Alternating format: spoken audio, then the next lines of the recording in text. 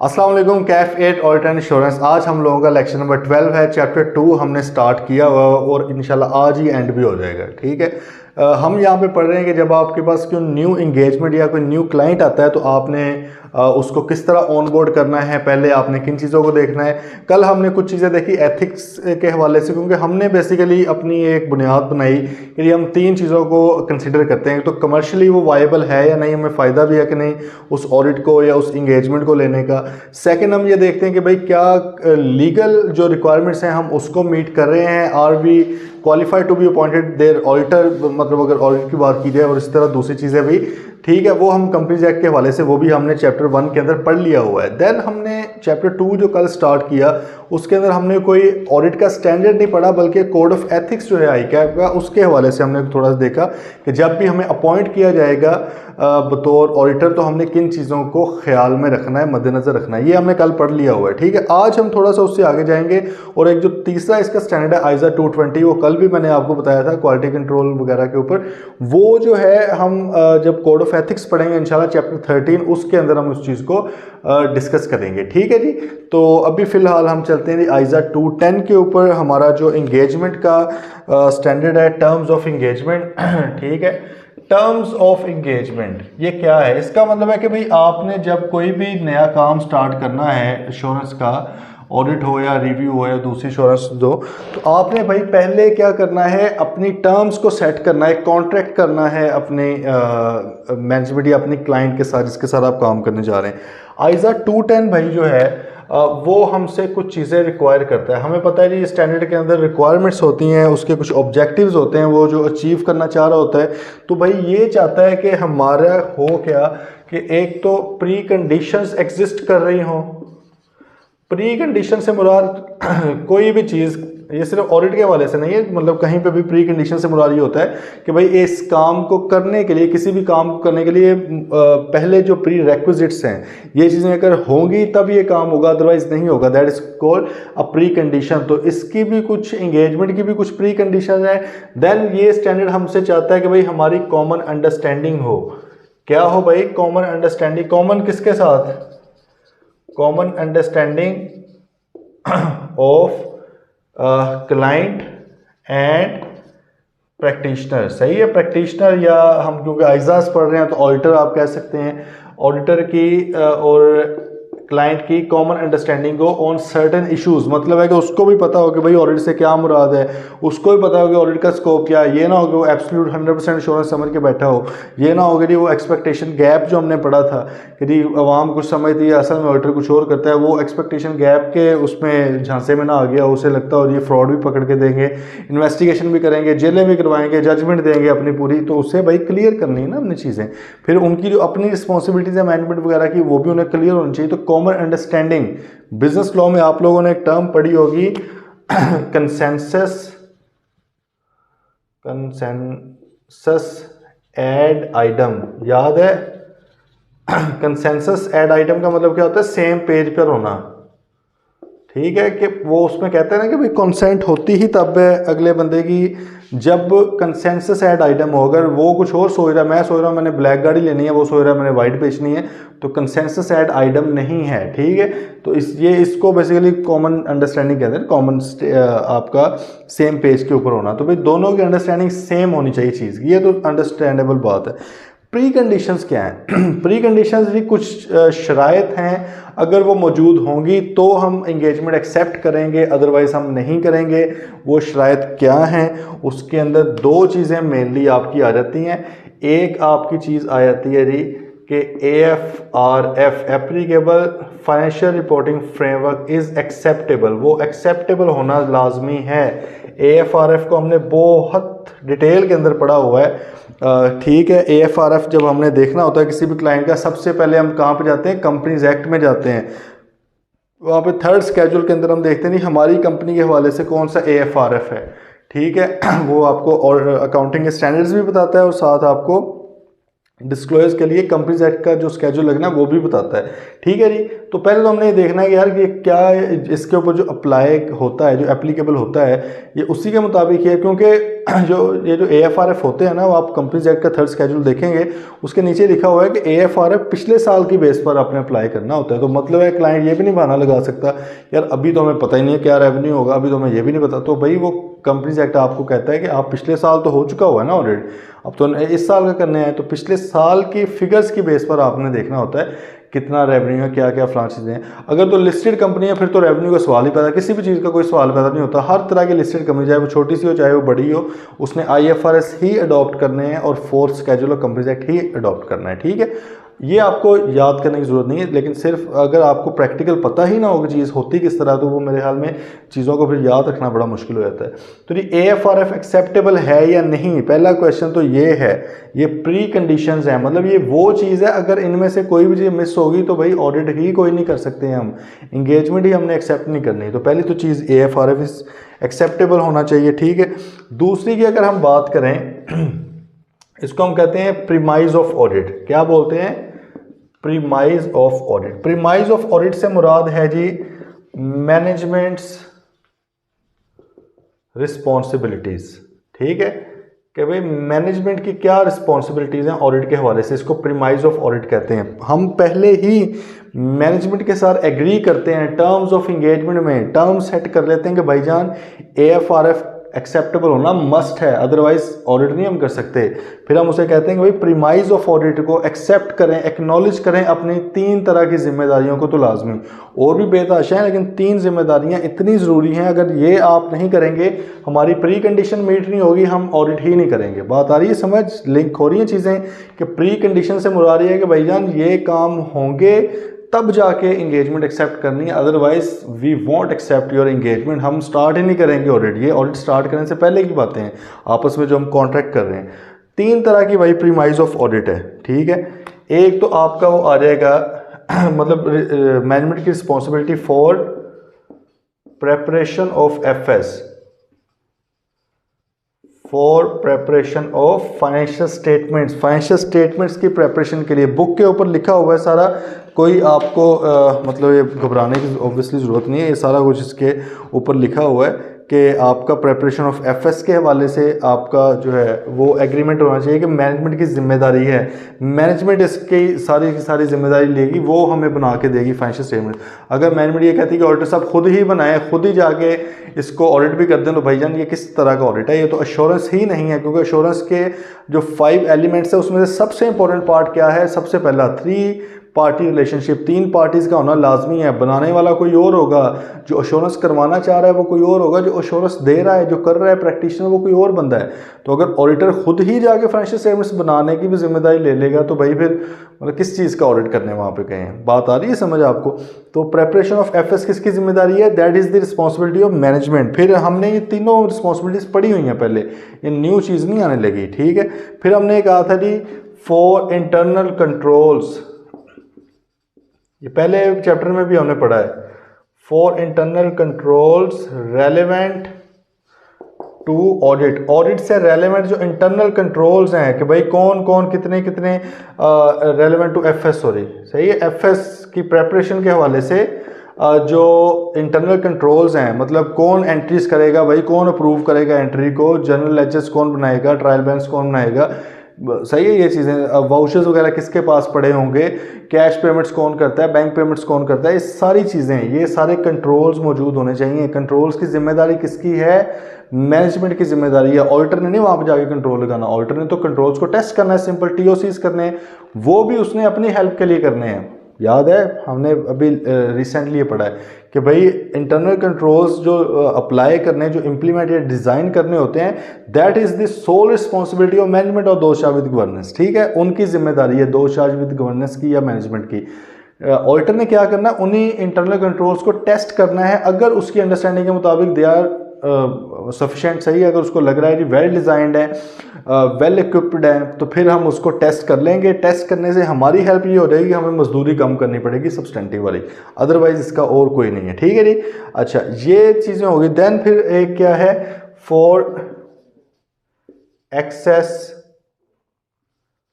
To auditor.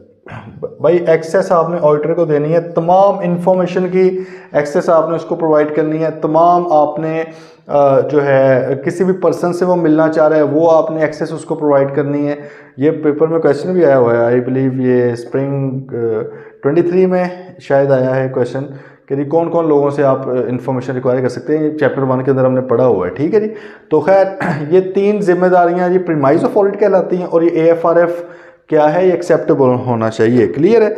अच्छा, अब ये क्या है, ये प्री कंडीशंस हैं। इसका मतलब है कि टर्म्स ऑफ इंगेजमेंट का जो स्टैंडर्ड है आइजा 210, वो 2 चीज़ें हो उसका ऑब्जेक्टिव है। एक उसका ऑब्जेक्टिव है कि भाई क्या प्री कंडीशंस एग्जिस्ट करती हैं, इसको इंश्योर करना, और दूसरा क्या है कि कॉमन अंडरस्टैंडिंग होनी चाहिए क्लाइंट की और प्रैक्टिशनर की। ठीक है, प्री कंडीशंस में ये एक ये आ गई और दूसरी ये है प्रीमाइज की। प्रीमाइज के अंदर 3 चीज़ें आए थे, मतलब टोटल 4 चीज़ें होंगी। ठीक है, इनमें से एक भी चीज़ मिस होगी ना तो भाई हम ऑडिट को एक्सेप्ट नहीं करेंगे। ठीक है। अच्छा, जब प्री कंडीशंस अब ना एग्जिस्ट कर रही हो तो क्या फ़ौरन ही ना करके भाग कर के चले जाएं? ऑब्वियसली नहीं भाई, रोजी रोटी भी तो कमानी है।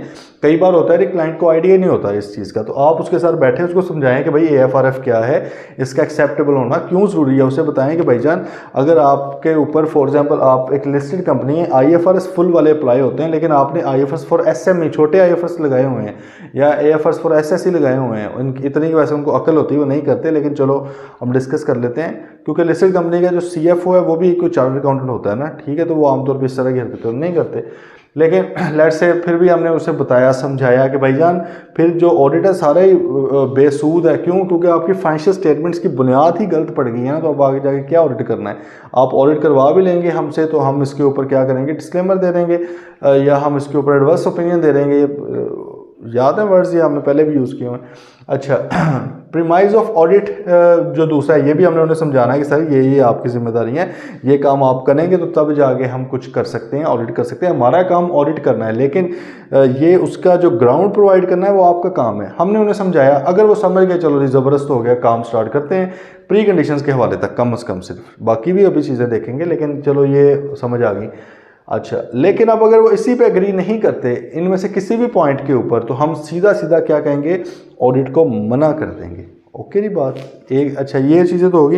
एक एक्स्ट्रा चीज़ और भी जिसकी बेस पर मना किया जा सकता है वो होती है limitation on scope is imposed by management such that the auditor would be unable to express an opinion on FS। ठीक है, ज़रा इधर आ जाएं, 1 बाय 1 देख लेते हैं। प्री कंडीशंस का ऊपर उसने बता दिया कि जी एक वो चीज़ें हैं जो लाजमी हैं, ठीक है, जो पहले एग्री करनी है आपने। आइजा 210 आपको कह रहा है कि जी आपने प्री कंडीशंस को भी देखना है, कॉमन अंडरस्टैंडिंग को भी देखना है। ठीक है, फिर आइजा 210 आपसे ये रिक्वायर करता है कि जी प्री कंडीशंस क्या हैं, वो उसने बता दिया कि जी AFRF आपका वो एक्सेप्टेबल होना चाहिए। फॉर एग्जांपल IFRS की एग्जांपल आ गई।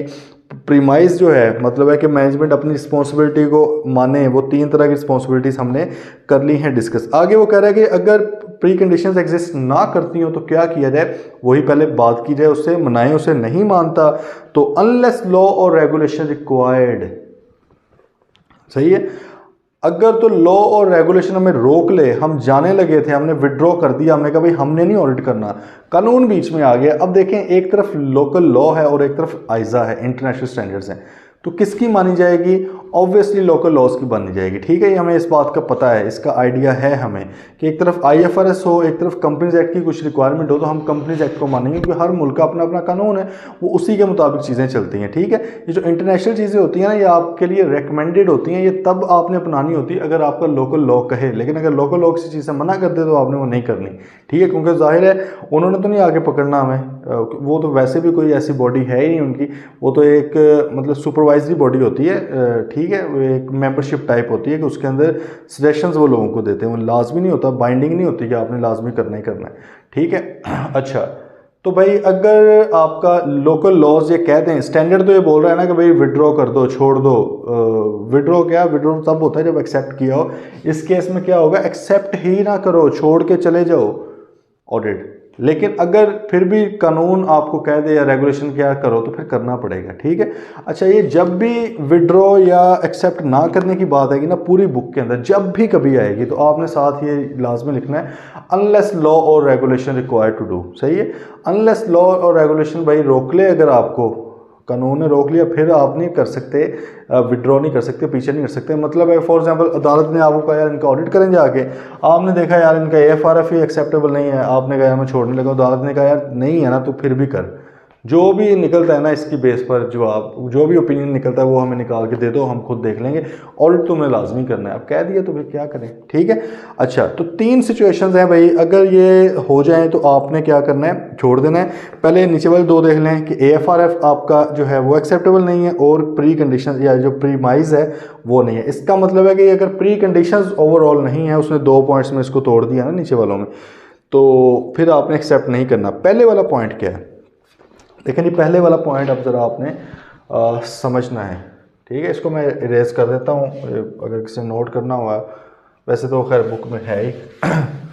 तो पहले वाला पॉइंट क्या है, एक वर्ड होता है जी यूज स्कोप लिमिटेशन। क्या वर्ड है, स्कोप लिमिटेशन। अच्छा, अभी ना मैं आपको कुछ बातें बताऊंगा, समझ आ जाएं इस लेवल, जितनी की बताऊंगा उतनी की समझ नहीं है, ज़्यादा नहीं इसमें जाना, क्योंकि ये बातें फिर से पहले भी हमने थोड़ी डिस्कस की थी। ये 700 सीरीज़ की बातें हैं, सही है। आइज़ा 700, 701, 705, 706, 710, 720, वो जब हम देखेंगे 710, 20 तो आपके सिलेबस में नहीं है, बाकी के जब हम देखेंगे तो आपको चीज़ें ज़्यादा आइडिया हो जाएगा। हमने उस दिन बात की थी कि भाईजान ये जो मॉडिफिकेशन होती है ये नेगेटिव पॉजिटिव दोनों हो सकती हैं। हम यहाँ पे नेगेटिव वाली की बात कर रहे थे। हमने यहाँ पे कहा कि भाई एक आपका होता है क्वालिफाइड ओपिनियन, ठीक है। हमने फिर कहा एक होता है एडवर्स ओपिनियन और एक क्या होता है डिस्क्लेमर ऑफ ओपिनियन। क्वालिफाइड के अंदर हम क्या कहते हैं कि भाईजान आपका जो ये चीज़ें ख़राब हैं, इनके अलावा सब कुछ ठीक है, ठीक है। हम इस तरह मतलब आसान अल्फाज में ये कहते हैं। एडवर्स में हम कहते हैं सब कुछ ही ख़राब है। डिस्क्लेमर में हम कहते हैं भाई हम ओपिनियन ही नहीं देते, इतना बिड़ा करके आपका हमें तो समझ ही नहीं आ रही हम ओपिनियन क्या दें, ठीक है। अच्छा, अब ये जो चीज़ें होती है ना, ये डिफरेंट जगह पे आपने यूज़ करनी होती हैं, ठीक है। अगर मैं आपको ये कहूँ कि जो मॉडिफिकेशंस हैं ये 2 रीज़न से होती हैं, ठीक है। नेगेटिव वाली या तो होती है मिस स्टेटमेंट। मिस स्टेटमेंट मैंने आपको बताया हुआ है ना कि मिस स्टेटमेंट क्या है। इसको अगर हम मज़ीद आगे ले जाएं तो मिस स्टेटमेंट में भाई 3 चीज़ें आ जाती हैं। जितना मैं समझा रहा हूँ बता रहा हूँ सिर्फ इतना ही समझना है फ़िलहाल, क्योंकि अभी ऑब्वियसली अभी तो स्टार्ट हुआ है ना, आगे चीज़ें ऐड होती जाएंगी, इंशाल्लाह आपका नॉलेज मज़ीद बढ़ता जाएगा, चीज़ों का अंडरस्टैंडिंग बढ़ती जाएगी, ज़्यादा समझ आएगी। अच्छा, मिस स्टेटमेंट के 3 चीज़ों की वजह से आमतौर पर होती है। एक तो होती है जी कि अकाउंटिंग पॉलिसी इज़ इनकरेक्ट, गलत अकाउंटिंग पॉलिसी आपने चूज़ कर ली है भाई, एक तो ये रीज़न है। दूसरा क्या है जी कि अकाउंटिंग पॉलिसी चूज़ तो सही थी अकाउंटिंग पॉलिसी, लेकिन इज़ अकाउंटेड फॉर, अकाउंटिंग मतलब उसकी अकाउंटिंग जो उसकी एंट्री है ना, एंट्री जो आपने की है वो गलत हो गई है, अकाउंटिंग फॉर इनकरेक्टली, ठीक है जी। पॉलिसी आपने सही, मतलब फॉर एग्जांपल इसकी अगर पहले वाले की एग्जांपल लें तो आप इस तरह कह सकते हैं कि अगर कोई चीज़ कॉस्ट के ऊपर होनी थी लेकिन आपने फेयर वैल्यू पे रिकॉर्ड कर दी है, ठीक है। जैसे आप ये कहें कि पीपी की जो इनिशियल रिकग्निशन है, सबसे पहली रिकग्निशन है किसी भी फिक्स एसेट की, वो कॉस्ट के ऊपर होनी होती है, लेकिन आपने पहले वाली फेयर वैल्यू पे कर दी। आमतौर पे होता तो ये है कि स्टार्ट में फेयर वैल्यू और कॉस्ट बराबर ही होती है क्योंकि आपने मार्केट से ही खरीदा होता है, लेकिन स्टैंडर्ड स्पेसिफिकली आपसे कहता है ना, बात आ रही है समझ। दूसरी आप एग्जांपल ले लें, IAS 2 की बात कर लें। IAS 2 इन्वेंट्री का आपसे स्टैंडर्ड क्या कहता है कि भाई आपने इन्वेंट्री को रिकॉर्ड करना है लोअर ऑफ कॉस्ट और NRV, दोनों में से जो लोअर है उसके ऊपर आपने रिकॉर्ड करना है, ठीक है। अच्छा, अगर अब आपने यही पॉलिसी रखी हुई है कि जो आपकी है inventory shall be recorded at lower of cost और NRV, तो आपकी वो तो करेक्ट होगी अकाउंटिंग पॉलिसी। लेकिन अगर आप इनकरेक्ट की एग्जांपल लें तो आप अगर कहें कि भाई inventory shall be recorded at cost, तो ये गलत है, क्योंकि IAS 2 आपको ये वाला तो नहीं कहता, आपने तो अकाउंटिंग पॉलिसी अपने पास से बना दी है, वो तो आपको कहता है लोअर ऑफ कॉस्ट और NRV दोनों में से जो चीज़ लोअर होगी उसके ऊपर आपने रिकॉर्ड करना है। तो ये एक एग्जांपल आप समझें इसकी है। दूसरी की अगर हम एग्जांपल कहें तो आपने फॉर एग्जांपल पॉलिसी तो यही रखी हुई है कि लोअर ऑफ कॉस्ट और एनआरवी पे आपने रिकॉर्ड करना है, पहला पॉइंट आपका ठीक है, लेकिन आपने उसकी अकाउंटिंग एंट्री गलत कर दी है, आपने एनआरवी उसकी गलत निकाली हुई है, कॉस्ट आपने उसकी गलत निकाली। कॉस्ट के भी मेथड्स हैं ना आगे कि कॉस्ट आपने किस तरह निकालनी है, वो वेटेड एवरेज मेथड होता है, आपको भी कहते हैं उसको, एक फाइफो मेथड होता है, ठीक है। एक पुराने दौर में ना 2008-9 से पहले लाइफो मेथड होता था, ठीक है, वो ऑब्सलीट हो चुका है, लेकिन लेट्स से कोई पुराना बी कॉमर बैठा हुआ वो अभी तक लाइफो के मुताबिक कर दिया। अब भाईजान आपने कॉस्ट की एंट्री ही गलत कर दी, कॉस्ट ही आपने गलत निकाल ली है, पॉलिसी बेशक आपकी सही थी लेकिन आपने जब कॉस्ट निकाली वही गलत निकाल ली है, तो क्या करना उसका। इसी तरह एनआरवी है, वो भी आपने अगर गलत निकाल दी, बात आ रही है समझ, पॉलिसी ठीक थी, इम्प्लीमेंट सही तरह नहीं हुई, दूसरा मसला। तीसरा एक मसला क्या होता है कि डिस्क्लोजर्स, अकाउंटिंग डिस्क्लोजर्स और इनकम्प्लीट, या तो इनकम्प्लीट है, पूरी बात नहीं आप बता रहे डिस्क्लोजर की, या इनकरेक्ट है, या ओमिटेड है, मतलब कि डाले ही नहीं है उसमें, ठीक है, ओमिट कर गए हैं आप। तो ये मतलब अगर मसाइल हो जाएं तो फिर भी आपकी मिस स्टेटमेंट हो जाती है। अच्छा, दूसरी हमने कहा जी मॉडिफिकेशन, नेगेटिव मॉडिफिकेशन की वजह होती है स्कोप लिमिटेशन। क्या होती है भाई रीजन?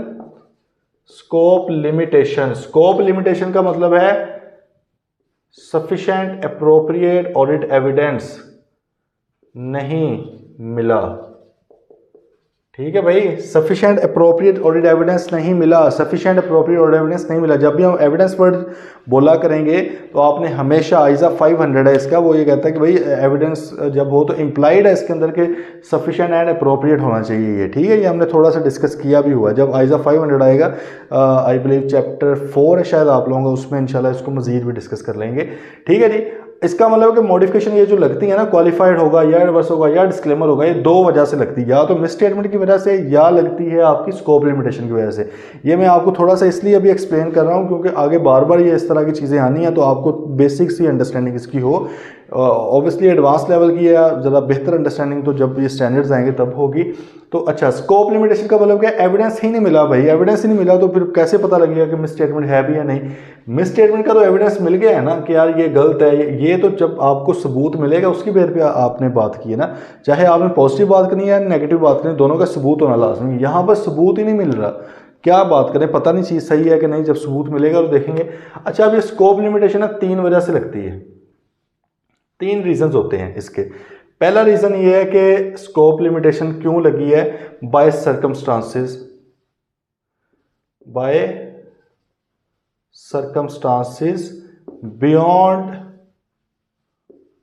Management control. मैनेजमेंट के हाथ में थे ही नहीं मसले, मतलब उसके कंट्रोल से बाहर चीज़ें हो गई, एविडेंस नहीं मिला। मिसाल के तौर पे आप ये कह लें कि अगर रिकॉर्ड को आग लग गई है, आपने कहा यार ये कॉन्ट्रैक्ट दिखाओ, इसके पीछे बैंक स्टेटमेंट्स आपके उस टाइम वाली मुझे चाहिए, ठीक है, अब वो रिकॉर्ड जल गया है लेकिन इसमें हाथ नहीं है मैनेजमेंट। एक तो है ना इधर भी रिकॉर्ड जलते हैं सरकारी, सही है, वो नहीं है मामला, मैनेजमेंट के हाथ में नहीं थी चीज़, उसके कंट्रोल में नहीं थी तो वो रिकॉर्ड जल गया, या एविडेंस ही नहीं है, उसके कंट्रोल में नहीं है चीज़ें। मिसाल के तौर पे किसी दूसरे मुल्क के अंदर हमारी सब्सिडरी थी, वहाँ से इन्फॉर्मेशन लेनी थी, उस मुल्क के अंदर जंग लग गई है भाई, वहाँ से अब इन्फॉर्मेशन ली ही नहीं जा सकती, अब देखा नहीं जा सकता कुछ भी, एविडेंस नहीं मिल रहा हमें, लेकिन मैनेजमेंट का क्या कसूर है, मैनेजमेंट ने थोड़ी जंग लगाई है वहाँ पर, बात आ गई समझ। तो ये एक तो ये सिनेरियो हो सकता है। अच्छा, एक हो सकता है जी ड्यू टू नेचर, ये मैं NET लिख रहा हूँ, आप इसको लिख लें, नेचर, एक्सटेंट और timing of audit procedures. Audit procedures की टाइमिंग ऐसी है कि भाई अब एविडेंस नहीं मिल सकता, ऑडिट प्रोसीजर की नेचर ऐसी है। फॉर एग्जांपल अगर हम कहें कि आपको 30 जून 2023 के ऑडिट के लिए मुंतखब किया गया था, अपॉइंट किया गया था कि आपने ऑडिट करना है। अब 30 जून के ऊपर कंपनी, एक मैन्युफैक्चरिंग कंपनी, आपने उसका स्टॉक, बहुत मटीरियल आइटम्स थी, स्टॉक भी देखना था वहाँ पर जाके कि भाई स्टॉक एग्जिस्ट भी करता है कि नहीं करता, ठीक है, लेकिन आप अपॉइंट ही बाद में हुए, आप 30 जून का ऑडिट है, आप अपॉइंट हुए अगस्त में जाके, और इसमें लेट से कोई वो मसला नहीं हुआ, इस तरह कह सकते हैं कि पुराना ऑडिटर छोड़ के चला गया, अब आप नहीं चले आ गए हैं, ठीक है, मतलब कि लीगली कोई इशू नहीं है। अब देखें आपकी जो टाइमिंग है काम करने की, वही इस तरह की है कि आपको एविडेंस नहीं मिल सकता 30 जून का, क्योंकि आप तो आए बड़े लेट हैं, ठीक है। तो अब ये होगी दूसरी सिचुएशन, बाकी ये डिटेल में पढ़ेंगे जब ये वक्त आएगा ना। तीसरी आती है बाय मैनेजमेंट, बाय मैनेजमेंट आपको नहीं एविडेंस दे रही, ये बात खतरनाक है। Scope limitation imposed by management, management evidence नहीं दे रही, आप मांगते हो एविडेंस वो देती नहीं, आप कहते हैं फलां बंदे से मिलना है, मिलने नहीं देते, आपने कहा बैंक स्टेटमेंट दो, वो कहते कोई बैंक स्टेटमेंट नहीं, आपने कहा जी कि रिसीवेबल से कंफर्मेशन लेने दें, वो कहते नहीं लेने देनी, आपने कहा अच्छा चलो कंफर्मेशन तो नहीं मिली उससे, ऐसे करें कि मुझे इसकी इन्वॉइसेस दिखा दें, वो कहते वो भी नहीं मिलनी, आपने कहा चलो इन्वॉइसेस भी छोड़ो। तीसरा हल ये है कि भाई मुझे आप कोई इसकी बैंक स्टेटमेंट सब्सिक्वेंट क्लियरेंस, मतलब है कि 30 जून के बाद जो पैसे इससे आए हों वो आप दिखा दें मुझे, कि मुझे पता लग जाएगा यार 30 जून वाले पैसे, उन्होंने कहा ये भी नहीं है। तब जाके हार के आपने कहा कि भाईजान स्कोप लिमिटेशन लगी, क्योंकि स्कोप लिमिटेशन जो है सफिशिएंट अप्रोप्रिएट और एविडेंस, ये नहीं है कि आप पहली बार ही किसी से चीज़ मांगे वो इनकार करते तो आपके लिए एविडेंस नहीं मिल रहा, नहीं नहीं नहीं, स्टैंडर्ड कहता है भाई आपने ऑल्टरनेट प्रोसीजर परफॉर्म करने हैं, मतलब अगर एक प्रोसीजर से एविडेंस नहीं मिला, एक काम करके एविडेंस नहीं मिला, आपने दूसरा करना है, तीसरा करना है अगर अवेलेबल है। अगर तो ये है कि भाई इसके अलावा हो ही कोई नहीं सकता तो फिर तो स्कोप लिमिटेशन है। तो ये लास्ट स्टेज पे आप कहते हो कि मुझे एविडेंस नहीं मिल रहा, बात आ गई है समझ। ये सारा सर खपाई का मकसद ये था कि आपको थोड़ा आइडिया हो कि ये जो मॉडिफिकेशंस लगती हैं ना, ये बेसिकली दो रीजंस होती हैं। अच्छा, अब अगर इसको मैं थोड़ा सा आसान आपके लिए कर दूं, ये क्वालिफिकेशन है ना, ये आपकी मिस स्टेटमेंट की वजह से भी लग सकती है, स्कोप लिमिटेशन की वजह से भी लग सकती है, ये याद फिलहाल बस, ये कब कब होती है वो बाद में देख लेंगे, ठीक। एडवर्स ओपिनियन जो होता है ना, ये आपका मिस स्टेटमेंट की वजह से होता है, ठीक है, और डिस्क्लेमर जो आपका होता है ये आपका स्कोप लिमिटेशन की वजह से होता है, ठीक है। अब ये कब कब होता है देख लेंगे, फिलहाल आपने इस तरह इसको बना लीजिएगा ये, ठीक है, ताकि आपको थोड़ा आइडिया हो जाए इन चीज़ों का। अच्छा, अब आए ज़रा बुक के ऊपर। प्री जो है ऑडिट को एक्सेप्ट ना करना, वो तो हमने पढ़ लिया ना कि अगर प्री कंडीशंस एग्जिस्ट ना करें तो ना करें, लेकिन उसने एक पहली वाली बात भी की है, अ लिमिटेशन ऑन स्कोप, ये वाली, by management such that auditor would be unable to express an opinion on the financial statement. भाईजान इतना बड़ा एक आपका मसला हो गया है कि ऑडिटर साहब ओपिनियन ही नहीं दे सकते, ऑडिटर साहब मैनेजमेंट की स्कोप लिमिटेशन की वजह से मैनेजमेंट कोई भी हमें एविडेंस नहीं दे रही, इस तरह के बुरे हालात आ गए हैं कि ये वाले ऑप्शन के ऊपर ऑडिटर चला जाएगा। अभी ऑडिट स्टार्ट नहीं हुआ, लेकिन ऑडिटर को लग रहा है कि यार ये मुझे एंड पे जाके ओपिनियन नहीं दे सकता मैं, तो मतलब ये देखें ना, स्कोप लिमिटेशन इधर भी आ रही है, लेकिन वो इस वाले सिचुएशन की बात नहीं कर रहा, वो इसकी बात कर रहा है, ठीक है। आप ये फिलहाल समझ लें कि इधर थोड़ा कम लेवल पे स्कोप लिमिटेशन है, मतलब कम एविडेंस है जो नहीं मिले, इधर तो कुछ भी नहीं मिला हमें, ठीक है। तो यहाँ पर आके ऑडिटर ने कहा कि भाई मैं इस सिचुएशन में चला जाऊँगा कि मैं अपना जो ओपिनियन ही नहीं दे सकता, ओपिनियन ही ना देना, इसको लिख लें साथ, मतलब है कि डिस्क्लेमर की बात कर रहा है। जब भी बात होती है ना अनएबल टू एक्सप्रेस ओपिनियन, यही है ना कि भाई मैं ओपिनियन ही नहीं दे सकता, तो इसमें हम यही लिखते हैं कि we do not express any opinion, हम ओपिनियन नहीं दे रहे भाई, ठीक है। तो अगर तो सिचुएशन, तीन तरह की सिचुएशंस हो गई हैं फिलहाल स्टार्ट में ही, अभी एक्सेप्ट नहीं किया, या तो प्री कंडीशंस मीट नहीं कर रही, ठीक है, या फिर ऐसी सिचुएशन, ऐसी लिमिटेशन आ गई है मैनेजमेंट की तरफ से कि हमें लग रहा है कि भाई 2-4 महीने की मेहनत करने के बाद हम तो एविडेंस ही नहीं ले पाएंगे और हम अपना ओपिनियन नहीं दे पाएंगे, तो फिर बेहतर नहीं है कि ऑलरेडी एक्सेप्ट ही ना करो। आ गई ये बात समझ, ठीक है। कोशिश भाई कीजिएगा इसको एक बार दोबारा सुन लेना आप। अच्छा जी, अब नेक्स्ट है कि ये जो सारी बातें हैं ये यार किसी ना किसी चीज़ में लिख कर ही बात होगी ना, क्योंकि हमने पढ़ा है कि आइजा 230 है जो ऑडिट डॉक्यूमेंटेशन का स्टैंडर्ड है, वो आपको कहता है कि something undocumented is something undone. जो चीज़ आपने नहीं लिखी वो की ही नहीं है भाई, आप जितना मर्जी मुझे कहते रहो कि मैंने मैनेजमेंट के साथ बातें की हैं, कहते भाई लिखा हुआ दिखाओ ना। तो ये कहाँ पे लिखा जाता है, इसका एक डॉक्यूमेंट है, इंगेजमेंट लेटर उसको बोला जाता है। क्या बोला जाता है, इंगेजमेंट लेटर्स। जब भी ये बेसिकली कॉन्ट्रैक्ट है, जब आपने कुछ भी करना होता है तो आप एक कॉन्ट्रैक्ट बनाते हो ना, बिजनेस लॉ में भी आपने पढ़ा हुआ है, वो ओरल भी हो सकते हैं, वो आपके रिटर्न भी हो सकते हैं, आपके इम्प्लाइड भी हो सकते हैं, लेकिन ये स्टैंडर्ड क्योंकि रिटर्न को कहता है हमेशा, रिटर्न या मतलब कि डॉक्यूमेंटेड होना चाहिए ना, वीडियो की शेप में भी हो सकता है, ऑडियो की शेप में भी हो सकता है, लेकिन मोस्टली हम रिटर्न ही चीज़ें रखते हैं, इम्प्लाइड ओरल नहीं हो सकता, ठीक है। वो कहता है कहीं ना कहीं इसको आपने डॉक्यूमेंट लाजमी करना है। तो भाईजान ये आपका जो है इंगेजमेंट लेटर का एक डॉक्यूमेंट बनता है, उसके अंदर ये सारी चीज़ें डिस्कस होंगी। चलें जी, पेपर के अंदर क्वेश्चन आया था, अभी आया है रिसेंटली एक अटैम्प्ट में, उसमें उसने कहा जी इंगेजमेंट लेटर के एसेंशियल एलिमेंट्स आप बताएं, तो आप ये बताएंगे उसके, ठीक है। अच्छा जी, इंगेजमेंट लेटर्स के अंदर उसने कहा जी कंटेंट क्या होगा, एक लेटर होगा आप लोगों के पास आ गया होगा, ठीक है, मैंने भेज दिया आपको ग्रुप के अंदर, वो आप देख लीजिएगा। वो मतलब रियल लाइफ इंगेजमेंट लेटर है जो हम अपने क्लाइंट्स के साथ करते हैं।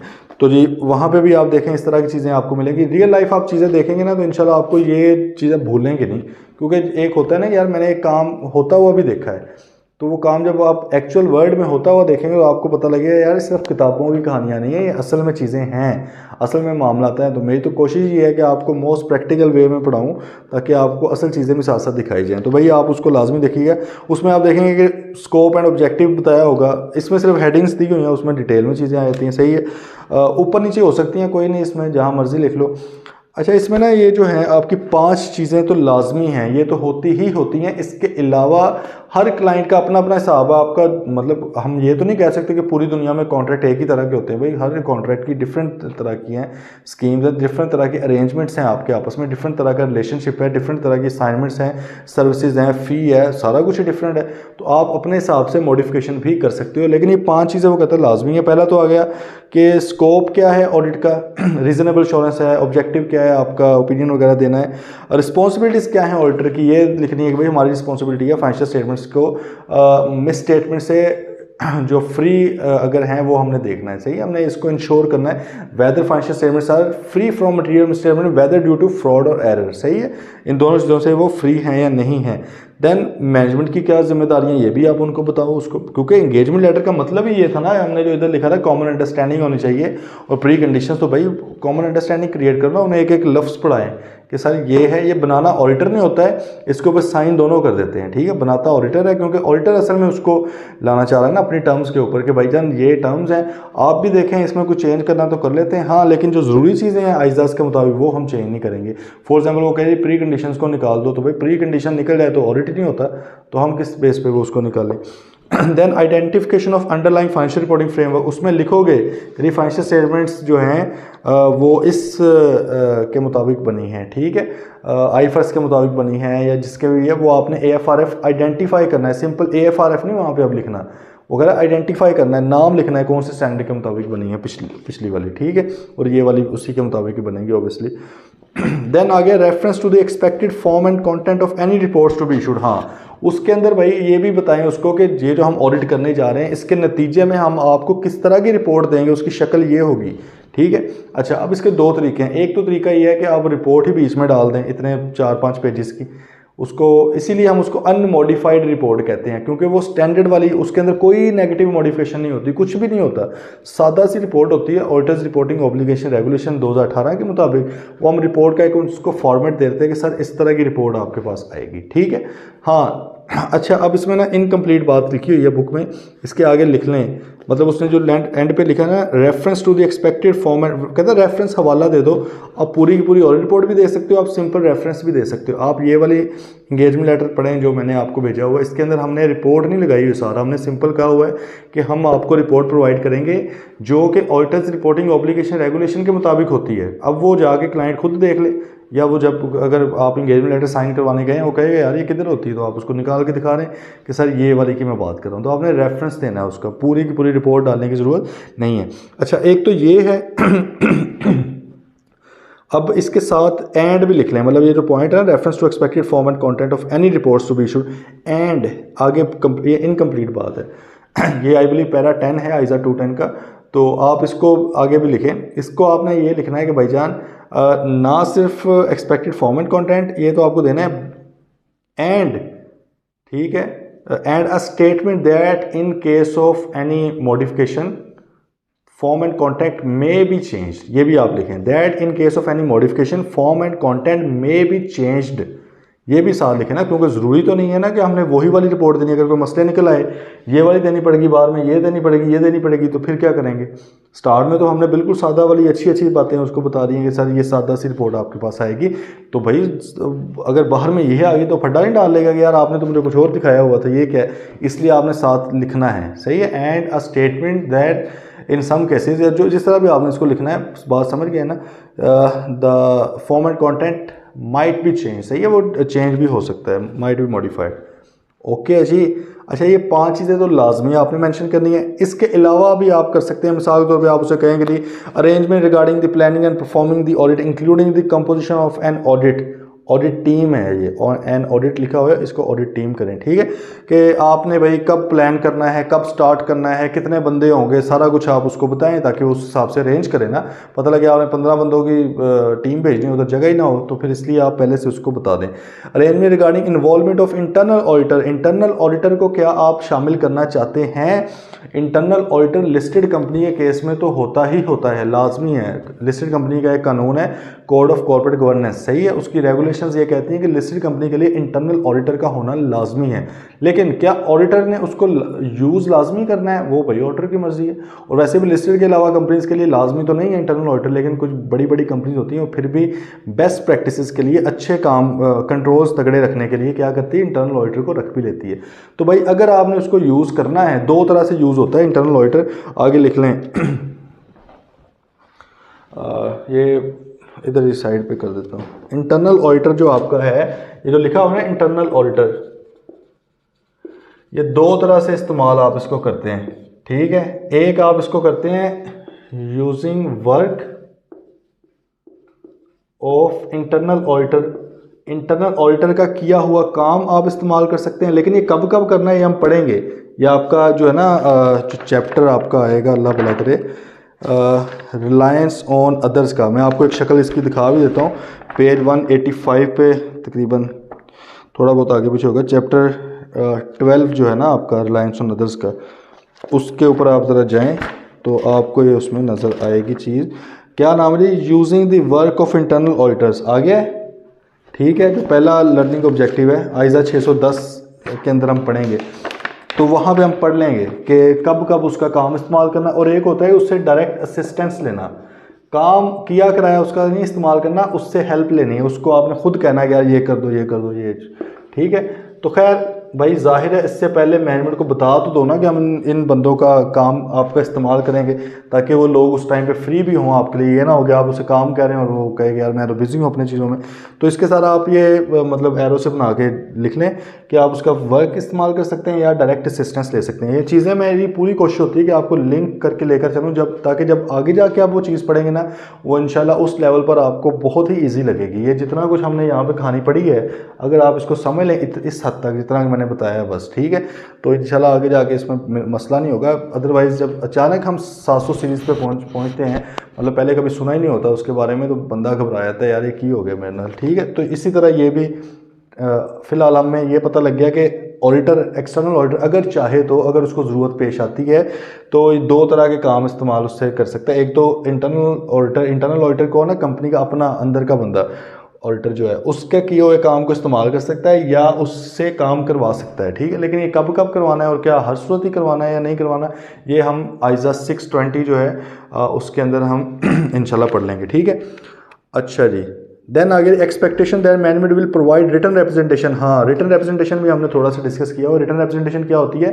कि मैनेजमेंट को हमने कहना है सर देखें आप अपनी तमाम जिम्मेदारियां मान रहे हैं, आपने बड़े अच्छे तरीके से बखूबी निभाई हैं, आप प्लीज़ एक बार लिख कर भी दे रहे ना कि आपने निभाई हैं। अब लिखने में क्या मसला है, आप ये कह दें कि हाँ हमने फ्रॉड वगैरह प्रिवेंट भी किया, डिटेक्ट भी किया, आप ये कह दें कि इंटरनल कंट्रोल्स की जिम्मेदारी हमारी है, हमने बड़े अच्छे बनाए थे, आप ये कह दें कि हमने फाइनेंशियल स्टेटमेंट्स को ट्रू एंड फेयर बनाया, तो कहने में क्या हर्ज है। तो एक अच्छा भला डॉक्यूमेंट है, रिप्रेजेंटेशन लेटर उसको बोला जाता है। इसके आगे लिख लें आइजा 580, आइजा 580 चैप्टर 14 के अंदर, चैप्टर 14 के अंदर हम इंशाल्लाह इसको पढ़ेंगे आइजा 580 को। ठीक है जी कि वो क्या है, फिलहाल आपने ये लिख दें कि हमने लेटर लेना है, आपसे बाहर में भागना जाना। देन आ गया भाई कि ये भी उसे बता रहे हैं कि इनहेरेंट लिमिटेशंस हमें पता है कि ऑडिट की हैं, कुछ मसाइल हैं ऑडिट के जिसकी वजह से 100% जो एब्सोल्यूट एश्योरेंस है वो हम आपको नहीं प्रोवाइड कर सकते। हमने बहुत अच्छे तरीके से आपका ऑडिट करने की कोशिश करनी है इंशाल्लाह, लेकिन स्टिल हो सकता है कि अनअवॉइडेबल रिस्क है, हो सकता है कि अभी भी कुछ जो मिस स्टेटमेंट्स हैं वो हमारी नज़र में ना आए। क्यों ना आए, क्योंकि भाई हमने कौन सा 100% चीज़ें चेक करनी है। ठीक है जी, देन आप उसको to inform the auditor about events occurred after the date of auditor's report. हाँ, आप उन्हें ये भी कहें कि भाईजान जिस तरह फाइनेंशियल स्टेटमेंट्स एंड होने के बाद के इवेंट्स होते हैं ना, IAS 10 पता है, IAS 10 37 के नाम से कई लोगों ने याद रखा होता है, 37 कुछ और है, 10 कुछ और है। हाँ, इम्प्लीकेशन एक दूसरे पे हैं उनकी ऑब्वियसली। IAS 10 ये होता है ना कि एडजस्टिंग नॉन एडजस्टिंग इवेंट्स के, भाई फाइनेंशियल ईयर एंड के बाद के इवेंट्स। ठीक है, तो यहाँ पर भी जो ऑडिटिंग स्टैंडर्ड्स हैं, यहाँ पर भी ये है कि ऑडिट रिपोर्ट के बाद के इवेंट्स, कि भाई जब जैसे फाइनेंशियल स्टेटमेंट्स के बाद के कुछ इवेंट्स हो सकते हैं, तो ऑडिट रिपोर्ट के बाद में भी तो कुछ ऐसे मामला हो सकते हैं जिसकी वजह से हो सकता है कि हमारी ऑडिट रिपोर्ट के ऊपर इफेक्ट आना हो, चेंज होनी हो, कोई डिस्क्लोजर डालने में बात आ रही है, समय थोड़ी सी फॉलो कर रहे हैं। बाकी इसका स्टैंडर्ड है जी, हम वो इंशाल्लाह जब पढ़ेंगे, आपका आइज़ा 560 है इसका, सब्सिक्वेंट इवेंट्स का, इसको लिख लें। ये भी आई गेस आपका चैप्टर 14 में ही आएगा, क्योंकि फाइनलाइजेशन लेवल की चीज़ें हैं ना, एंड हो रहा है काम उस वक्त। तो अभी से हम मैनेजमेंट को कह रहे हैं कि भाईजान ऑडिटर रिपोर्ट के बाद के जो इवेंट्स होंगे हमारे से रेलेवेंट जो बातें होंगी, जो चीज़ें होंगी, वो आपने हमें बतानी है, ये अभी से हमें बता दें, ठीक है। ये हम इंशाल्लाह जब वहाँ पे पढ़ेंगे तो क्लियर हो जाएंगे।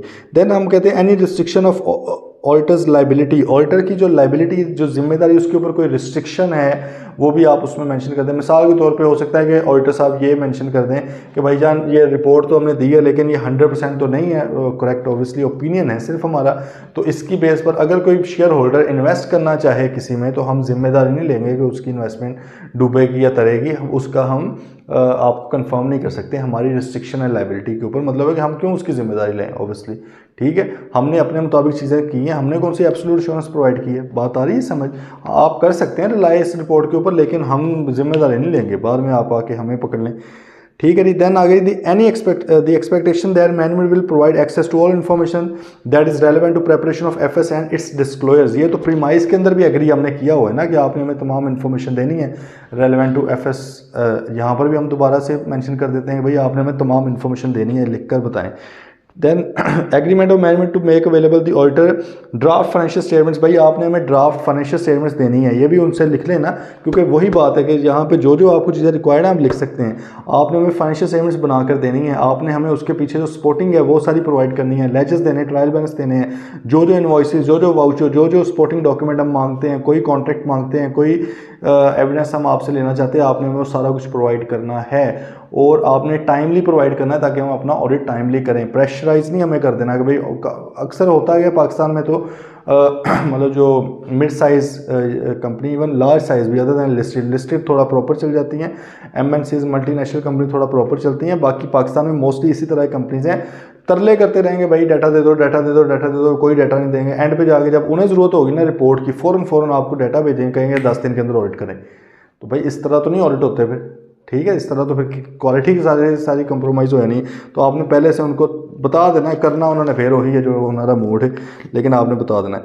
देन फ़ी वगैरह का आप बताने, फ़ी किस तरह होगी, कब कब पे करनी है, बेसिस क्या है, आमतौर पे बेसिस क्या होती हैं फ़ी की, प्रैक्टिकली जो हम भी फॉलो करते हैं उसमें ये होता है कि पार्टनर के इतने घंटे लगेंगे, उसके इतने पैसे हैं हर घंटे के, मतलब बजट होता है ना कि भाई इतनी असाइनमेंट में कौन सा पार्टनर है 24 घंटे उसी का काम करना है, और भी तो क्लाइंट है। फॉर एग्जाम्पल एक ऑडिट के अंदर पार्टनर के टोटल 10 घंटे लगने हैं, ठीक है तो हम वो लिख देंगे जी पर आवर इतना है तो इतने पैसे बन गए। सीनियर लेवल रिसोर्स है उसके इतने लगने हैं, जूनियर के इतने लगने हैं, सेमी सीनियर के इतने लगने हैं, टोटल करके हम एक फ़ीस बना के दे देते हैं। अच्छा, आम तौर पे ना लोग इंगेजमेंट लेटर के अंदर आम तौर पे मोस्टली मैंने कभी नहीं देखा वैसे कि उन्होंने फ़ी लिखी हो, फ़ी नहीं लिखते, वो ये लिखा होता है म्यूचुअली एग्रीड, क्योंकि ना पहले ही एग्री हो चुका होता है आपस में। वो कहते हैं यार इधर ना लिखो, ठीक है बाद में कर लेंगे, ठीक है। इधर लिखेंगे ना तो अक्सर वो होते हैं ना, चीज़ लिखी हो तो उधर फिर बहस होती है, फिर वो मसला आ जाता है यार पता नहीं फ़ीस कम है ज़्यादा, तो वो कहते हैं यार म्यूचुअली एग्री आपस में कर लेंगे, ठीक है। तो वो आम तौर पे इस तरह होता है, लेकिन अगर आपको किसी क्लाइंट पे शक है तो भाई इसमें लिख लें, कोई मसला नहीं, उससे एग्री करवाएं, कॉन्ट्रैक्ट है। देन वो कहते हैं request for management to acknowledge receipt of the engagement letter, भाई मैनेजमेंट को कहें जी रिसीट की एक्नॉलेजमेंट दे रहे हैं, मतलब आपको मिल चुका है तो आप साइन कर देते हैं। आमतौर पे क्या होता है, एंगेजमेंट लेटर सारा बनेगा, एंड पे जाके नीचे लिखा होता है दो तरफ साइंड बाय, मैनेजमेंट का नाम लिखा होगा XYZ लिमिटेड वगैरह जो भी है, ठीक है, और इधर लिखा होगा साइन बाय फर्म आगे जी, ठीक है। इसका एक इधर पार्टनर साहब साइन कर देंगे, इधर वो साइन कर दे, ये आपका दोनों तरफ से हो गया। रिसीट की एक्नॉलेजमेंट भी होगी, रिसीट के आगे हमें मिल गया है, ठीक है, तो जाहिर है जब साइन होगी, एक कॉपी उनके पास रही, एक आपके पास आ गई। Reference to any further agreement, इसके अलावा अगर कोई और भी आपकी आपस में एग्रीमेंट है, कोई आपस में कॉन्ट्रैक्ट, मिसाल के तौर पे ऑडिट तो करने गए थे लेकिन उन्होंने कहा यार बुक कीपिंग भी हमारी मंथली आप ही करना, रिटेनर पे टैक्स वगैरह भी आप ही मेंटेन करना, तो उसका भी आप रेफरेंस दे दें कि यार वो अलग से मैं एंगेजमेंट लेटर उसका भेज दूंगा, ठीक है, वो भी बीच में मेंशन कर दें। और इसी तरह इसके अलावा हाँ, any obligations to provide audit working papers to other parties, हाँ ये बड़ा ज़रूरी पॉइंट समझ लें। अगर ऑडिटर ने अपने ऑडिट वर्किंग पेपर्स से मतलब ऑडिट डॉक्यूमेंटेशन है जिस जहाँ पे एविडेंस लिखे हुए हैं, क्योंकि हमने कहा something undocumented is something undone. तो भाई जहाँ पे वो सारे एविडेंस लगे हुए हैं फाइल के अंदर, सॉफ्ट में हो, पीडीएफ वगैरह हो या आपके हार्ड फाइल हो, उसको ऑडिट वर्किंग पेपर्स कहते हैं। आइजा 230 इसके ऊपर लगता है, ठीक है। अच्छा, तो हम उसको ये भी कह सकते हैं अगर आपने किसी को जमा करवाने हैं या किसी जमा तो नहीं करवाने होते, किसी को दिखाने हैं, रिव्यू करवाने हैं, तो भाई क्लाइंट को बता दो कि सर हमने ये रिव्यू करवाने हैं, अगर आपको कोई इसमें मसला ना हो सकता है क्लाइंट का मुझे मसला है तो फिर आप ना रिव्यू करवाना। ये नहीं कि आप ऑडिट ही नहीं पकड़ना। ऑडिट इंगेजमेंट के हवाले से सिर्फ वही सिनेरियोज हैं जो हमने पढ़ लिए हैं, ठीक है, कि मैनेजमेंट ने लिमिटेशन इम्पोज की हो, या क्या AFRF एक्सेप्टेबल नहीं है, या क्या प्रीमाइज ऑफ ऑडिट के ऊपर एग्री नहीं करी मैनेजमेंट, उस केस में इंगेजमेंट एक्सेप्ट करने के वाले से सिर्फ वही बातें हैं, ठीक है। बाकी बातों पे बस बहस की जा सकती है, उनसे इतने बड़े मसले नहीं है। मिसाल के तौर पे अब कॉन्फिडेंशियलिटी है भाई, वो चाहें कि सर आप तो देखें, बाकियों को क्यों दिखाना है। अच्छा, बाकी हैं कौन, आगे आप लिख लें। फॉर एग्जांपल आई कैप का क्वालिटी एश्योरेंस डिपार्टमेंट है। वो क्या करता है कि जो फर्म्स ऑडिट करती हैं उनका ऑडिट करता है कि क्या उन्होंने क्वालिटी के पे मतलब ऑडिट किया है, क्या उन्होंने स्टैंडर्ड्स के मुताबिक ऑडिट किया है, कोई हैंकी पैंकी तो नहीं, कि ठप्पे तो नहीं लगा के दे रहे, ठीक है। पाकिस्तान में तकरीबन 900 साढ़े 900 के करीब टोटल ऑडिट फर्म्स हैं, लेकिन उसमें से सिर्फ 125-26 ऑडिट फर्म्स हैं वो QCR रेटेड है, जिसमें हमारी भी है, शहबाज नारायण को, इस तरह और भी ये बड़ी बड़ी जो आपको फर्म्स नज़र आएंगी वो भी हैं। तो 125-26 है, इसका मतलब तमाम फर्म्स उसके मुताबिक, क्वालिटी के मुताबिक आई कैप के नज़र में ऑडिट नहीं कर रही, ठीक है। तो भाई अब ऑडिट जब आई कैप ने देखना होता है, उसने फाइनेंशियल स्टेटमेंट से ऑडिट रिपोर्ट नहीं सिर्फ देखनी, उसने भाई देखना है कि ऑडिट के पीछे डॉक्यूमेंटेशन क्या है। और डॉक्यूमेंटेशन आइजा 230 ये कहता है कि इतनी ज़बरदस्त होनी चाहिए कि एक चार्टर्ड अकाउंटेंट जिसने ऑडिट के अंदर वो इन्वॉल्व ही नहीं था आपके ऑडिट में, उसको नहीं पता क्लाइंट के बारे में कुछ भी, अभी वो आया है, वो जैसे जैसे वो आपके डॉक्यूमेंट्स देखे उसको समझ आने लग जाए यार इसने क्या किया हुआ है। बात आई समझ, इतने अच्छे तरीके से बनी हुई हो। जैसे हम कहते हैं ना एग्जामिनर के लिए आपने पेपर ऐसे सॉल्व करना है कि उसको सीधा सीधा आसानी से समझ आए क्या क्या लिखा है। तो भाई आपने ऑडिट भी इस तरह करना है, इस क्वालिटी का करना है, स्टैंडर्ड्स के मुताबिक करना है। तो आई कैप एक तो देख सकता है। अच्छा, एक आई कैप के अलावा एक और इदारा है ऑडिट ओवरसाइट बोर्ड, ओवरसाइट करना, ऑडिट ओवरसाइट बोर्ड, ठीक, AOB इसको बोलते हैं। AOB क्या है जी? AOB एक इदारा है, गवर्नमेंट ने बनाया हुआ, 2017 में ये बना था आई बिलीव। तो इसका काम ये है कि जो फर्म्स लिस्टेड कंपनीज के ऑडिट करती हैं, वैसे तो public interest company word use होता है कंपनीज एक्ट में, पब्लिक इंटरेस्ट कंपनी, जब आप थर्ड स्केड्यूल देखेंगे ना वो क्लासिफिकेशन भी है उसमें क्या क्या आता है, लेकिन आसान अल्फाज में जो लिस्टेड कंपनीज के ऑडिट करती हैं फर्म्स, उनके वर्किंग पेपर्स या उनकी ऑडिट फाइल्स आई कैप ने भी देखनी है, ऑडिट ओवरसाइट बोर्ड ने भी देखनी है, ठीक है जी, जो लिस्टेड कंपनीज को ऑडिट करते हैं। बात आई समझ?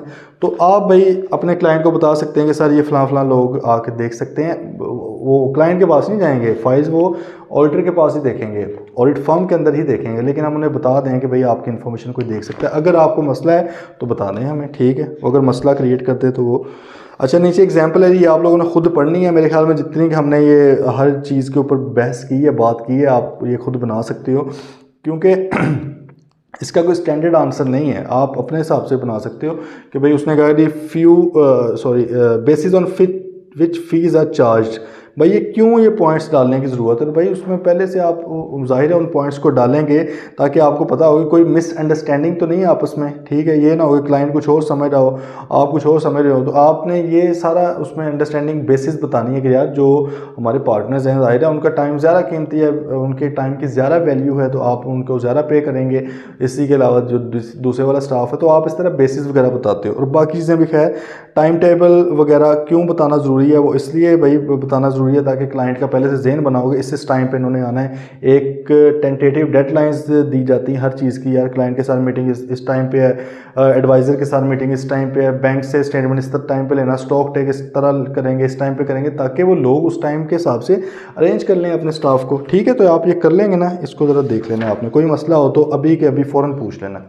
अभी तक कोई भी क्वेश्चन है किसी भी तरह का तो प्लीज़ पूछ लें।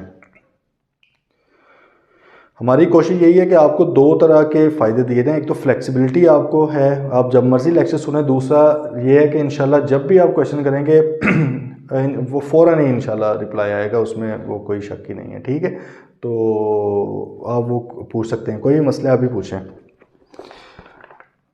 अच्छा, आगे एक इम्पॉर्टेंट बात है कि ये जो इंगेजमेंट लेटर हमने जो कॉन्ट्रैक्ट भेजा है, ये अब क्या हर साल हम भेजें? अगर वही क्लाइंट है हमारा, मतलब पिछले 5 साल से एक ही क्लाइंट है, XYZ लिमिटेड है, उसका मैं ऑडिट करी जा रहा हूँ, अब क्या हर साल मैं कॉमन अंडरस्टैंडिंग पे आता रहूँ? उसे पता तो है यार, अंडरस्टैंडिंग है, उसे पता तो है प्री कंडीशंस आपने करनी है, ठीक है, बात आई समझ? तो क्या ज़रूरी है कि हर साल मैं ये करूँ? ज़रूरी नहीं है, ठीक है। स्टैंडर्ड्स भी ये समझते हैं, स्टैंडर्ड्स जो हैं बड़े प्रैक्टिकल वे में उन्होंने मैक्सिमम कोशिश की है लिखने की, लेकिन साथ साथ प्रोफेशनल जजमेंट पे भी छोड़ दी गई हैं। आपकी अपनी जजमेंट, आपकी ऑडिटर की अपनी अंडरस्टैंडिंग के ऊपर भी चीज़ें छोड़ दी गई, कुछ फैसले आप खुद भी कर सकते हैं। तो भाई वो ये कहता है कि अगर तो कोई बड़ी चेंज नहीं आई, मतलब कि पिछले साल के ऑडिट में और इस साल में कंपनी के अंदर कोई बड़ी चेंज नहीं आई, कंपनी की कोई मैनेजमेंट चेंज नहीं हुई, कंपनी को अंडरस्टैंडिंग है, कंपनी की ओनरशिप चेंज नहीं हुई, कंपनी के नेचर साइज वगैरह में कोई तब्दीली नहीं आई, तो भाई फिर पिछले वाले ही चलते रहने दो रिकरिंग ऑडिट के लिए। रिकरिंग कहते हैं अगले आने वाले जो बार बार आ रहे हैं, सही है। तो इसको देख लेते हैं। वो कहता है engagement letter issued on initial appointment, पहली अपॉइंटमेंट पे मे स्टेट, उसके अंदर आप लिख भी सकते हो that it's provisions will apply all future annual audits until it is revise. जब आपने पहली बार किसी के साथ इंगेजमेंट लेटर भेजना है, आप उसमें यह भी लिख सकते हो कि यार फ्यूचर में भी अगर आप हमें हायर करेंगे तो यही वाली सारी प्रोविजंस लगेंगी अनटिल इट इज़ रिवाइज, सही है, जब तक आप इसको रिवाइज नहीं करते। हाँ, रिवाइज किया जा सकता है। आइजा 210 कहता है यार आमतौर पे इन सिचुएशन में आप इसको रिवाइज कर लें जब आपका कुछ सर्कमस्टांसिस चेंज हो गए हैं, ठीक है, आपको लग रहा है कि यार फॉर एग्जाम्पल पहले ऑडिट करते हैं, आप रिव्यू करने आ गए, भाई बिल्कुल सिचुएशन चेंज हो गई, बातें सारी चेंज हो गई हैं, ठीक है, या क्या जी क्लाइंट को आप मिसअंडरस्टैंडिंग है किसी चीज़ के बारे में, उसमें कर सकते हैं।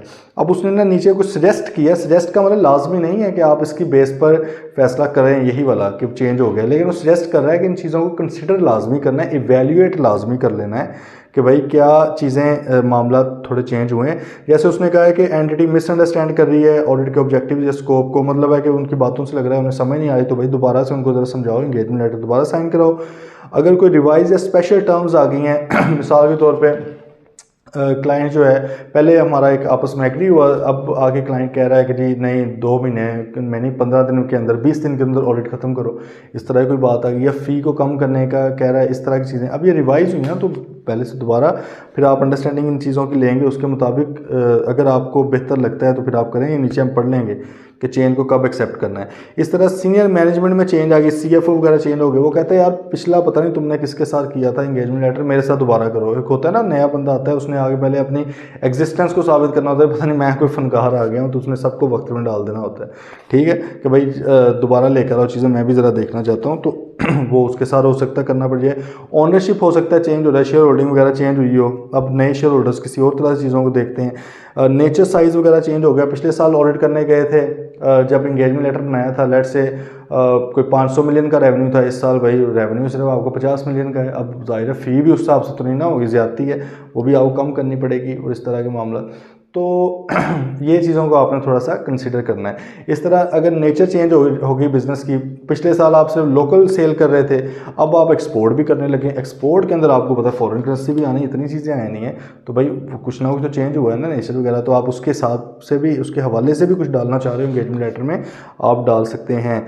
इस तरह फाइनेंशियल रिपोर्टिंग फ्रेमवर्क अगर कोई चेंज हो गया है, लीगल रिक्वायरमेंट्स वगैरह चेंज हो गई हैं, पहले आप के ऊपर कोई और स्टैंडर्ड्स लग रहे थे, अब कोई और स्टैंडर्ड लग रहे हैं, बिल्कुल ऑल टुगेदर चीज़ें डिफरेंट हो गई हैं, उसके अंदर बहुत ज़्यादा खपत है भाई, स्पेशली जब आप छोटे स्टैंडर्ड से बड़े पे जाते हो। मिसाल के तौर पे IFRS फॉर SME आप यूज़ कर रहे थे, स्मॉल मीडियम साइज़ के, वो छोटे स्टैंडर्ड्स हैं, या आप AFRS फॉर SSE कर रहे थे स्मॉल साइज़ एंटिटीज़ के लिए, अब आप फुल IFRS पे चले गए, वो अच्छी भली। एक तो ये जो कन्वर्जन है ना, इसके ऊपर स्टैंडर्ड है इनका IFRS 1 adoption, first time adoption of IFRS, जब भी आपने पहली बार अडॉप्ट करने हैं, ठीक है, तो एक तो वो उसके लंबे चौड़े डिस्क्लोजर्स हैं, सही, उसके अलावा इनके अपने डिस्क्लोजर हर स्टैंडर्ड के बहुत बड़े बड़े हैं, तो वो भी आपको फिर देने पड़ते हैं, क्लियर है जी।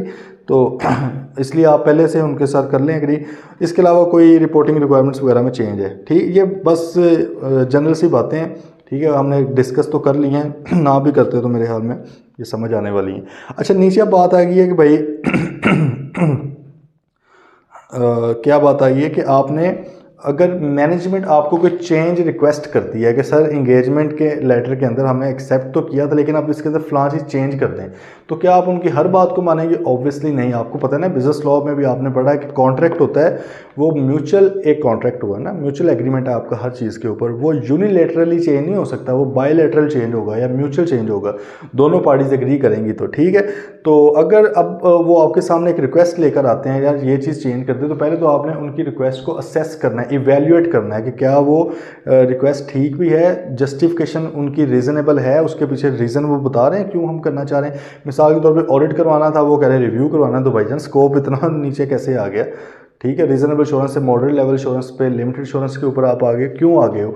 तो उसकी जस्टिफिकेशन लें। अगर तो आप उससे सहमत हैं तो फिर ठीक है, अगर नहीं है तो भाई उसको समझाएं, नहीं समझदार विड्रॉ कर दें। ठीक है, इस तरह फीस की अगर बात की जाए, पहले 10 लाख फीस देनी थी, अब वो कहते थे 5 लाख में कर दे। भाई कैसे 5 लाख में कर दें? अनलेस स्कोप काम का कम हुआ, उनका काम काफ़ी ज़्यादा नीचे आ गया हो, आपको लगे यार पहले 2 महीने लगते थे अब तो मैं 1 महीने में कर सकता हूँ, ठीक, तो फिर तो आप करें। लेकिन अगर जस्टिफाइड नहीं है तो फिर नहीं करना। बल्कि इसके ऊपर तो ICAP का कोड ऑफ एथिक्स है, वो भाई ये कहता है कि आपने पिछले ऑडिटर, अगर कोई ऑडिटर पिछला कोई और था, ठीक है, स्पेशली ये भी कई बार होता है ना कि पिछला कोई ऑर्डर था वो 10 लाख ले रहा था, इस बार आपको लगाया है, तो पहले तो आपने एथिक्स वाली प्रोफेशनल अपॉइंटमेंट की चेंजेस वो सारी याद है ना, कम्युनिकेशन वगैरह वगैरह, वो उसका भी ख्याल रखना है, फीस का भी ख्याल रखना है। ये ना हो गया वो 10 लाख ले रहा था, आपको लालच दिया जाए यार 7 लाख में 8 लाख में कर दो, भाग के पकड़ लें, तो ये अनएथिकल है। क्यों? क्योंकि इसकी बेस पर फिर आपके ज़्यादा क्वालिटी पर भी कंप्रोमाइज़ आएगा ना। काम है ही 10 लाख वाला, आप 8 लाख में कर रहे हैं, तो इस पे अब कोड ऑफ एथिक्स ये कहता है कि भाई पिछले ऑडिटर से कम नहीं कोड कर सकते आप, फीस कम नहीं हो सकती, ज़्यादा होगी या उसके बराबर होगी। वो इसी वजह से उन्हें ये डालना पड़ गया, क्योंकि लोग क्या कर रहे थे, बस इतना सस्ता सस्ता, इसको लो बॉलिंग कहते हैं, इतना कम कोड करते थे कि भाई अगले बंदे से वो पकड़ लिया ऑडिट, और ना कोई क्वालिटी है ना कुछ और है, और इस तरह करके लेके चल पड़े। तो इन चीज़ों से बचने के लिए बात आई है समझ।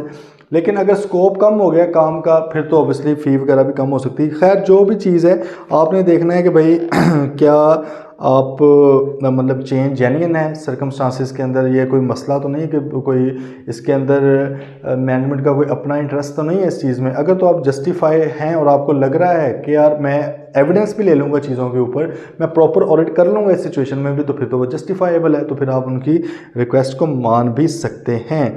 ठीक है जी। लेकिन if auditor is unable to agree, आप उससे एग्री नहीं होते, तो फिर आप क्या करोगे? आप विड्रॉ कर लोगे अपनी मैनेजमेंट से, अपनी इंगेजमेंट से विड्रॉ कर लोगे। आप कहोगे मैंने नहीं करना, और ये भी कंसीडर करोगे कि क्या किसी इदारे को, किसी गवर्नमेंट को, ऑनर को, रेगुलेटर को रिपोर्ट तो नहीं करना कि भाई मेरे साथ ये हुआ इसलिए मैं कर रहा हूँ, ये भी कंसीडर कर लेना है। ठीक है, मतलब आपने एक तो ICAP के कोड ऑफ एथिक्स को पढ़ेंगे जाके कि भाईजान अगर इस तरह से कुछ सिचुएशन हो जाए तो मुझे क्या करना चाहिए। आप किसी अपने और मतलब सीनियर कोलीग्स या मेंटोर से कंसल्ट भी कर सकते हैं, उसको भी डॉक्यूमेंट कर लें, वो कॉन्फिडेंशियल ऑब्वियसली होना चाहिए।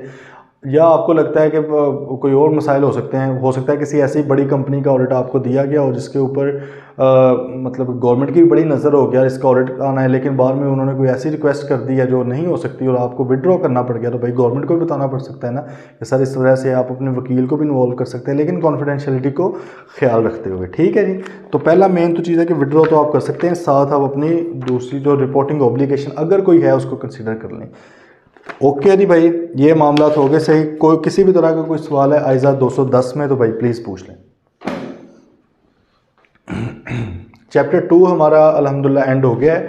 आइज़ा 220 हम पढ़ेंगे कोड ऑफ एथिक्स के साथ। ठीक है, चैप्टर 13 में बाकी जो है आपका इसका, क्योंकि अब ईद आ गई है तो प्रैक्टिस सेशन तो वैसे हमारा हर लेक्चर का होना है। आपने वो बल्कि देख लिया टेंटेटिव प्लान जो आप लोगों के साथ मैंने सेशनल प्लान शेयर किया, उसमें आप देखेंगे जो ज़्यादा इंपॉर्टेंट एरिया उसके तो हमने 2-2 दिन भी प्रैक्टिस रखी हुई है। तो इंशाल्लाह अच्छी खासी हम प्रैक्टिस करेंगे। आपको मैं क्वेश्चंस खुद भी करवा रहा हूँगा और आप लोगों को भी दे रहा हूँगा। प्लीज़ आप लोगों ने करना है, विदाउट प्रैक्टिस ऑडिट नहीं पास होता, ये सिंपल सी बात है। इसको जितनी जल्दी समझ लें बेहतर है। खुदा न खास्ता अटैम्प्ट्स बनना लग जाती हैं।